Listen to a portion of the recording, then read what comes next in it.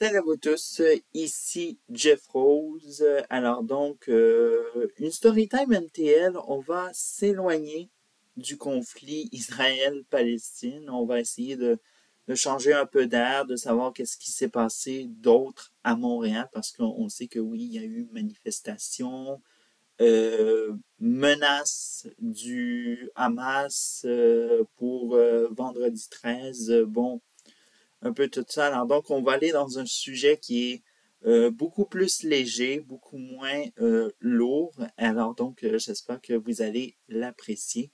Et on va parler de l'augmentation des tarifs étudiants pour les non-résidents de la province du Québec. C'est la ministre provinciale de l'enseignement supérieur, Pascal Derry, qui a annoncé cette annonce en déclarant que non seulement ils vont augmenter ce tarif qui va passer à 17 000 dollars canadiens, mais évidemment, il y aura des exceptions. On sait que pour les étudiants internationaux, ça va rester à 20 000 dollars canadiens. Et il y aura des exceptions. On parle évidemment de les ententes qui ont été faites avec la France, avec la Belgique. Bref, les étudiants francophones internationaux ne seront pas, soit disons-le, n'écoperont pas de cette augmentation de tarifs. Mais évidemment, on parle de protéger le français, mais évidemment, dans cette augmentation de 17 000 dollars canadiens, on peut parler évidemment euh, de d'une injustice pour les étudiants canadiens francophones qui viennent dans les universités, soit disons-le, dans les deux universités principales francophones dans l'agglomération de Montréal. Il y a l'Université de Montréal et l'Université du Québec à Montréal, qu'on peut appeler facilement, couramment l'UQAM. Et voilà. Alors donc, évidemment, est-ce que c'est nécessaire de tout mettre les étudiants canadiens hors Québec dans le même panier? C'est d'où est la question, premièrement. Parce que oui, on veut protéger le français, mais on dit aux étudiants francophones hors Québec, eh bien, vous allez payer 17 000 dollars canadiens. Voilà.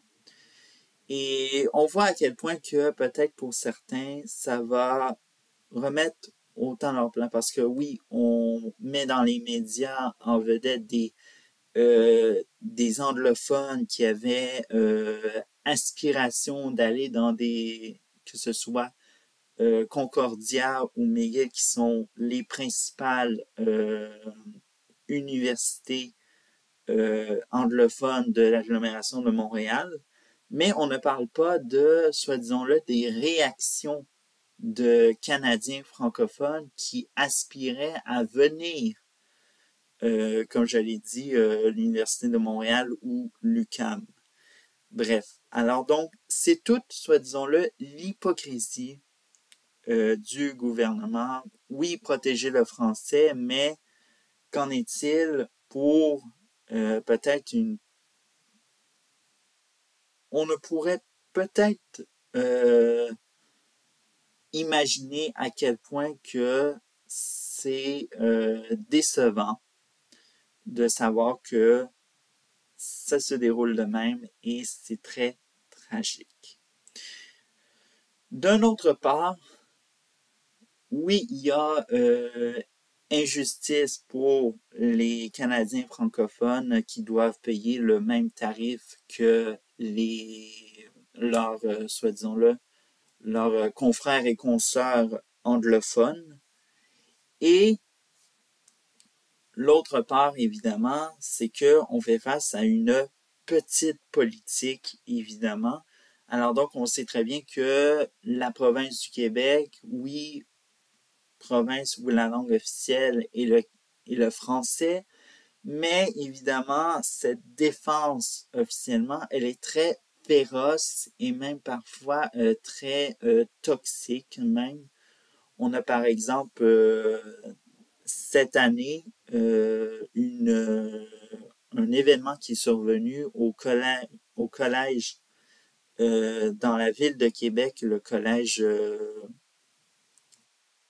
Vanier, si je me rappelle bien, qui avait une English Week et comme je vous l'ai dit, la ministre provinciale de l'enseignement supérieur, Pascal Derry, s'est élevée en disant que ah, là, non, ça c'est le Québec, c'est français, il faut que ce soit français et tout ça. Alors donc, pour elle, l'English Week, c'était comme si elle allait s'évanouir, comme si elle allait faire un malaise.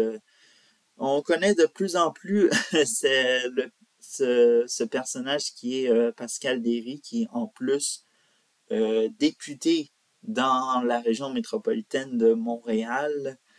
Donc, évidemment, c'est une ministre qui ne fait peut-être pas son temps et qui pense que, ou sinon, on peut tout imaginer les scénarios où tout. Alors donc, je reviens au deuxième point, évidemment, que je dis oui, petite politique, mais évidemment, on pense évidemment dans cette petite politique en question que c'est pour euh, rassembler, soit disons-le, le vote qu'ils ont perdu dans la dernière élection partielle, ce qui est peut-être oui, une raison évidemment, mais aussi de satisfaire des électeurs qui ont quitté le, qui n'ont pas quitté la coalition Avenir Québec, évidemment, parce qu'il faut savoir que il y a de plus en plus des voix qui s'élèvent contre ce parti qui gouverne le Québec actuellement. Et on peut le comprendre parfaitement. Et donc, le troisième point, évidemment, c'est évidemment, disons-le, un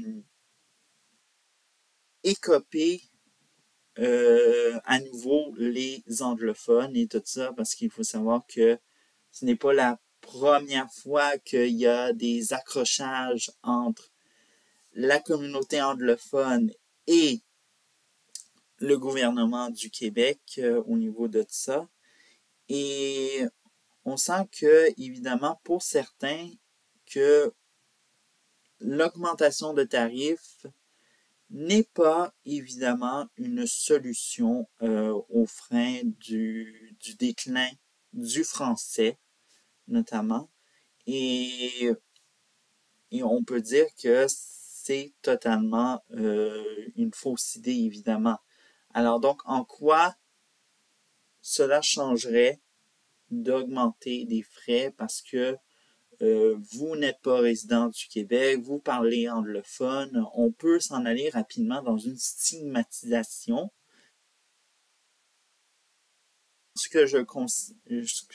En tant que Montréalais, moi, je souhaiterais évidemment comme proposition, c'est qu'il y ait une table qui se fasse, plutôt une commission sur comment on devrait mieux financer de façon équitable et inclusive. On peut se le dire que ça peut être inclusif, cette commission. Comment on peut les financer de manière équitable, qu'il n'y ait pas qu'il n'y ait plus, soit disons-le, ce fossé malheureusement que sont victimes les universités de l'agglomération de Montréal, que ce soit autant du côté anglophone et francophone, sur le financement, parce que c'est ça, évidemment, qui pose problème. Et malheureusement, l'annonce de Madame Derry, la ministre de l'enseignement supérieur, n'est pas une solution au déclin du français. Alors donc, c'est tout. On se retrouve mardi prochain pour une autre Storytime MTL. Ciao!